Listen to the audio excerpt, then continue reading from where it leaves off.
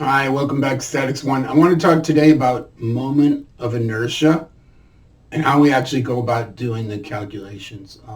So again, remember at the moment of inertia, let me write down so first I want to write down the definition of the moment of inertia. And remember, the moment of inertia is done with respect to either the x-axis or the y-axis.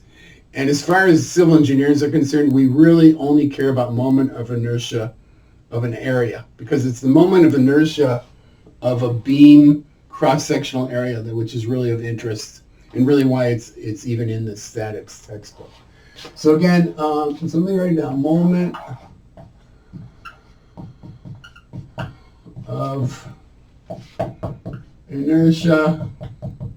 And so you think of it like a beam, and then we care about, oops, I didn't do that very well. Well, that's okay. Here's our beam. This is in 3D. Here's our cross-sectional area. And we're going to have like a x-axis and a y-axis. And then we're going to evaluate the moment of inertia over this cross-sectional area. Now in this case, we've drawn a rectangular area. Let me fix that. Rectangular area. But in many cases, this might be like an I-beam. Or so you might end up with shapes like this. And these might or might not be symmetric across like an x-axis. In this case, I've drawn it more or less symmetric, but in some cases it might be like a T shape, in which case it certainly is not symmetric, and you're going to have to evaluate moment of inertia for that. All right, so let me write down the definition. So the moment of inertia is evaluated for both the x-axis. So Ix, that would be the moment of inertia with respect to the y-axis. It's going to be the moment of inertia with respect to the x-axis. It's going to be equal, it's a double integral, and it's going to be y squared dy dx. And notice I've written it dy dx, I've inverted it, because we're going to evaluate the y squared component first, and then we'll evaluate the x component. And this is how I do it. You will notice in the book they do it differently. They write it actually as a single integral. But I really think it's much easier to understand, much simpler conceptually to actually evaluate them. And it's more of a turn the crank process as opposed to the way they do it in the book. All right, so that's Ix. Iy, which would be the moment of inertia about the y-axis, is going to be equal to, again, a double integral. In this case, it's going to be x squared dx dy. Okay, so we'll evaluate. We have an inner integral and an outer integral. And it does depend on how you define the x-axis.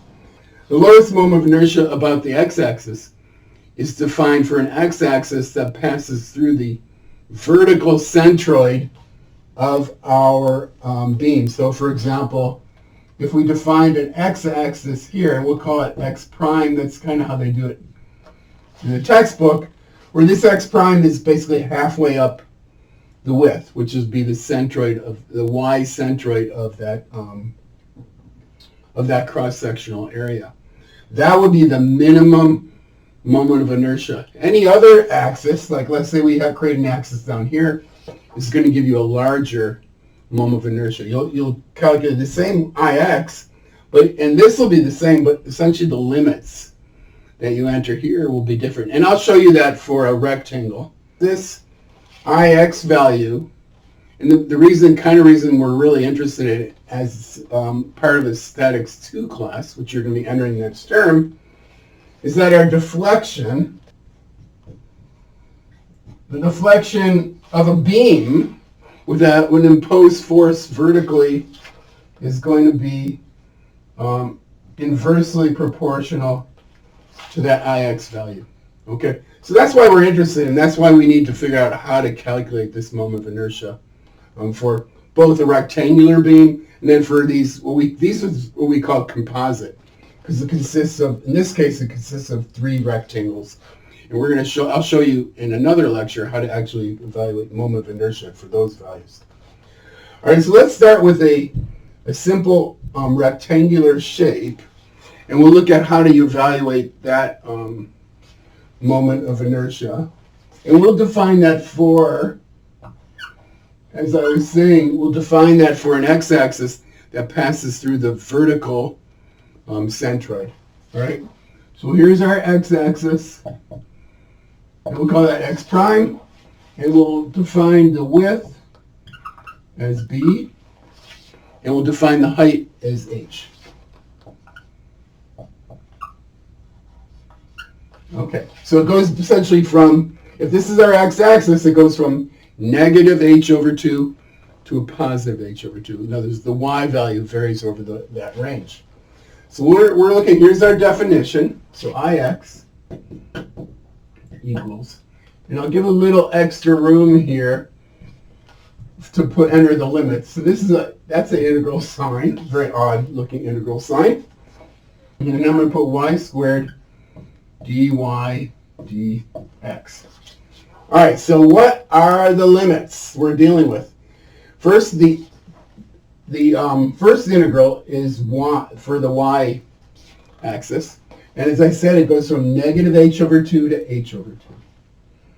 So it goes from negative h over 2 to h over 2. And the x value goes from, it depends how we define this, and it doesn't really matter. I'm going to put that'll be our y-axis that we'll have going straight through the middle. You could define the y-axis here and you'll actually get the same value. But we'll do it this way, and you'll get basically from negative b over 2 to b over 2. Okay, now the important thing to remember when you're doing these integrals, and almost all the integrals we're going to see are pretty simple. It's not like an advanced calculus course. And whenever you see an integral, it looks like x to the n dx, or it could be y to the n dy. Remember, it's always going to be equal to x to the n plus 1 over n plus 1. Most advanced calculus that you're going to need for the calculation of the moment of inertia. All right, so let's look at this. We're going to end up with, this doesn't change. In other words, outer limit. First, we're going to evaluate the inner integral. And it's going to be equal to y cubed over 3, using that relationship. And it's evaluated from negative h over 2 to h over 2.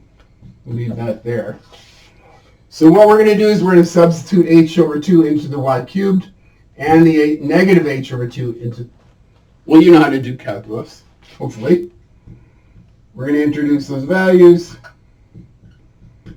And so we're going to end up with 1/3 times h over 2 cubed, like that, minus negative h over 2 cubed. And notice when you have a negative h over 2 cubed, you're going to end up with basically h over 2 cubed with the minus sign. So then you end up with two minus signs and becomes a positive. So we're going to end up, well, let's write it out here. I'm running out of room. We're going to end up with 1/3 times 2. All right, just to make it easier. So I put a 2 here because we have h over 2 cubed plus h over 2 cubed. So you need 2/3 h over 2 cubed dx. You should do this yourself to make sure you know how to go through it, because it's easy to watch me do it and just shake your head and go, yeah, I know how to do it. But you should actually go through the process and actually evaluate this. All we have left is dx. So the integral of dx is x. So we're going to end up with equal to 2/3. And I'm going to take that 2, and remember 2 cubed is 8. So actually, let me write this out differently, because we're running out of room here. So we end up with 2 over 24. Hopefully you get that. 1/2 cubed is 1/8 times 2/3. We're going to have the 2 over 24, which is 1 over 12. And we have h cubed. And now we're going to have b over 2. B over 2 minus b over 2. Okay, because I integrated it. I actually skipped one step here, sorry. I integrated it, and then I introduced these values. Integrated it means just x, and then I introduced these values, the limits of the integral, and we end up with bh cubed over 12. Okay, so that is the moment of inertia of a rectangle for an axis through the centroid of that rectangle. Okay, so that's how you do that. And I won't actually do the work, and I'll leave it to you to solve this. And they actually solve it in the book, but they do it kind of an odd way. But if we took a different axis, and let's say in this case, we use this axis, I'll call that x, and I'll call that x with the lowercase b for base. In other words, we have an axis through the base of the rectangle. The moment of inertia about that axis, and I'll write that over, where am I going to put it? I'll write it up here. The moment of inertia about the base, IXB, turns out to be equal to BH cubed over 3. So you see it's larger than the value of the moment of inertia calculated for an axis through the centroid. And that's what I was telling you before. That is always the lowest moment of inertia for any area. And if you pick any other axis, you're always going to have a value that's larger than that moment of inertia. And I will tell you one other thing. In the book, for the moment of inertia calculated through the centroid, like I was telling you, they always use a special notation. They use I bar, and they use x prime, because x prime is basically how we define that axis, x prime. And then they use I bar because they're saying this is a very special moment of inertia calculated through the centroid, through the vertical centroid. All right, the one thing you should just pay attention to, a lot of people get these mixed up. The question might be, there might be a question in the homework or in the text, and they say, what is the moment of inertia about the x-axis? And they think that it should be equal to, I'll do it right here. They think it should be something like x squared dx dy. And that's wrong. When you have the moment of inertia about the x-axis, you're going to calculate it with respect to an integral of the function y squared. Because you're finding the, well, it just is, because that's y. All right, so I want to show you one other integral for kind of unconventional shapes. And there are a number of problems in the textbook where they evaluate moments of inertia values, not for rectangles, not for composite shapes, but for like odd shapes, like in one case, and I think the one we're going to look at looks something like this. And the question is, what is the moment of inertia about the x-axis for this shape? And I'm going to show you how to solve that, although in most cases, most civil engineers are not dealing with problems like this. Although it could come up, you might have some odd shape, beam, you might need to evaluate the moment of inertia for that. So I'm going to stop now. I'm going to pause the video, and then I'm going to show you how to evaluate the moment of inertia for a case like this. All right, so in this instance, we're going to be evaluating the moment of inertia about the x-axis for this kind of odd shape defined by a upper surface of y squared equals 400x. Okay? And so we remember, of course, that the definition of Ix equals, it's a double integral over the surface area, and it's going to be y squared dy dx. Now the textbook does it a different way, and if you like the way they do it in the textbook, all the power to you, but I think this is more intuitive, and it's going to be actually easier for you to solve. Okay, hard part is actually figuring out what belongs in the limits. All right, so y is going to be going from y equals 0 up to this surface. And we need to redefine this function, so it's going to be y equals some function of x. And so in this case, we see y squared equals 400x. So we know that y, or this, essentially this surface could be defined as y equals square root, and I'll write it this way, 400x to the 1/2. Remember, when you take something to the power 1/2, that's essentially taking a square root. Okay, so y equals 400x to the 1/2 power. All right, so that is going to be the upper surface. That's going to be our upper limit over here. So I'm going to rewrite this. We have our integral here, and I'll leave some space here to put in our limits here. In this case, they're just going to be a number that's going to go here. In other words, the value of x goes from here to here. Okay. So first I'll put in my limits here. So y goes from 0 to 400x to the 1/2. And this is y squared dy dx. And x is going to go from 0 to 100 millimeters.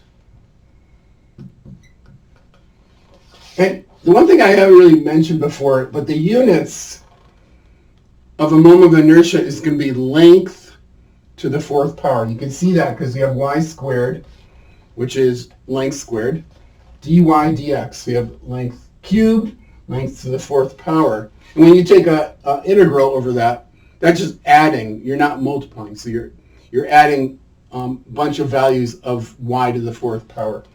So we'll have units of millimeters to the 4th power. All right, so let's go ahead and evaluate this. So we're going to have 0 to 100 here. Nothing's changed here. And now we're going to use our rule here, and I left this up here. Remember, integral of x to the n dx equals x to the n plus 1 over n plus 1. So if we look at this, we realize that that integral will be y cubed over 3. And we're going to take this from the limits of 0 to 400x to the 1/2 power. And of course, we need our dx value here. And in order to evaluate, I'm going to basically substitute that in here. In the 0 part, when we substitute in, we just get 0. So I'm not even going to bother with that. And I'll do that over here to save a little room. So we end up with 0 to 100. We still have the outer integral that we need to evaluate. And if I substitute 400x to the 1/2 into y cubed, we end up with 400x to the 3/2 power. Hopefully you can see that. If you don't understand that, then make sure you